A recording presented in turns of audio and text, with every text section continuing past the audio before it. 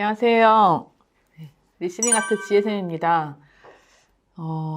이제 겨울이네요. 겨울철이 되면 일조량이 줄어들어요. 그리고 날씨는 춥죠. 그래서 겨울이 되면은 우리가 조금 염려할 수 있는 정신과적 문제가 조금 더 울적하게 느끼고요. 몸을 움츠리고 이렇게 추웠는데 이 움츠렸을 때 우리 불안할 때도 몸을 움츠리잖아요. 힘을 주고. 불안감도 조금 더 느끼게 되고요. 밤에 잠도 좀 잘 못 자게 됩니다. 그리고 우리 연말이 되면은 불우이웃 돕기 운동을 되게 캠페인을 많이 했었는데 요즘에는 잘 안 들리더라고요. 코로나 때문에 묻혔는지. 그래서 요즘에 좀 진료실에서 환자분들 얘기를 듣다 보니까 이런 질문들을 제가 좀 받게 됐어요. 불우한 성장 과정을 가진 사람은 우울증에서 벗어날 수 없는 걸까요? 20살 이전에 너무 힘들게 어려운 환경에서 자랐고, 20살 지나서도 내 인생을 내가 개척하느라고 너무너무 힘든데, 나의 우울증은 초등학교 3학년부터 시작한 것 같아요. 내지는 중학교 때 시작한 것 같아요. 이렇게 말씀하시는 분들이 있어요. 근데 나는 이제 성인이 됐는데, 아직도 나는 힘든 인생을 사는 것 같다고 얘기해요. 왜냐하면 매일매일 하루하루를 너무 치열하게 지내고 있어서.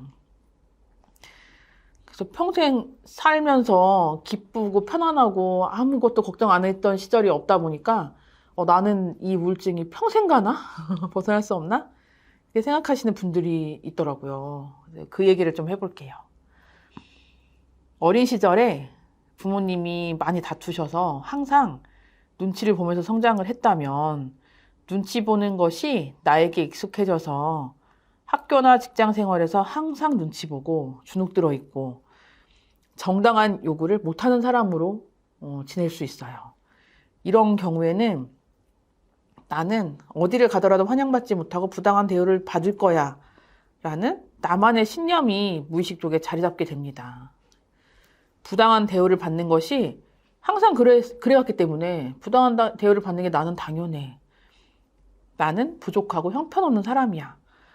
라고 생각하고 살아가게 되는데 이런 부정적인 자기 이미지를 갖고 살아간다는 거는 굉장히 슬프고 우울한 일이에요. 그래서 결국은 인생의 어떤 시기에 우울증이 오더라고요.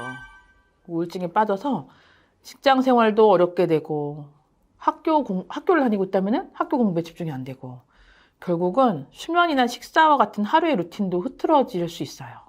그래서 어떻게 해야 할지 모르겠다고 하면서 병원에 찾아오셔요. 그래서 진료실에 만나는 분들은 어디서부터 시작해야 될지 모르겠다고, 뭘 어떻게 해야 되는 거냐고, 그걸 물어보시면서 초진으로 찾아오시더라고요. 듣고 있는 저로서도 정말 안타깝고 막막했습니다. 어디서부터 잘못된 건지. 대화를 이어가다 보면은 나라는 사람에 대한 이미지가 너무 부정적으로 자리 잡고 있어서 좋은 상황이 오더라도 그 상황을 그대로 받아들이지 못하더라고요. 좋은 상황이 오더라도 무의식 속에서는 이거는 나에게 주어진 기회가 아니야. 내 거가 아니야. 이렇게 생각해서 잡지를 못해요. 주저주저 하다가 놓쳐요. 그리고 정당하게 부당함을 요구하고 나의 필요를 막 주장을 해야 될 때 주장하지 못해서 결국 또 부정적인 결과를 다시 마주하게 돼요. 그렇게 되면 그래, 역시 나는 안 되는구나. 이거를 재확인하고 있는 경우를 많이 보게 됩니다.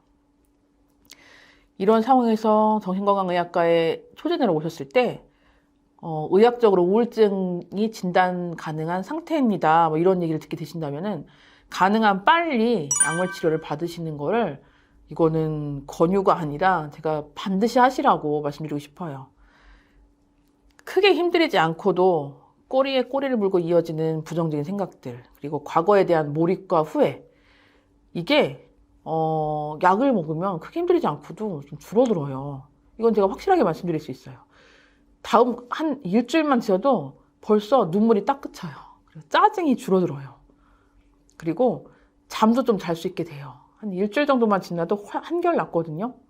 근데 뭐 그게 더 전부는 아니고요. 그 이후에 치료도 계속 이어져야 되겠지만 가장 힘든 증상부터 한 주 한 주 순차적으로 좀 사라집니다.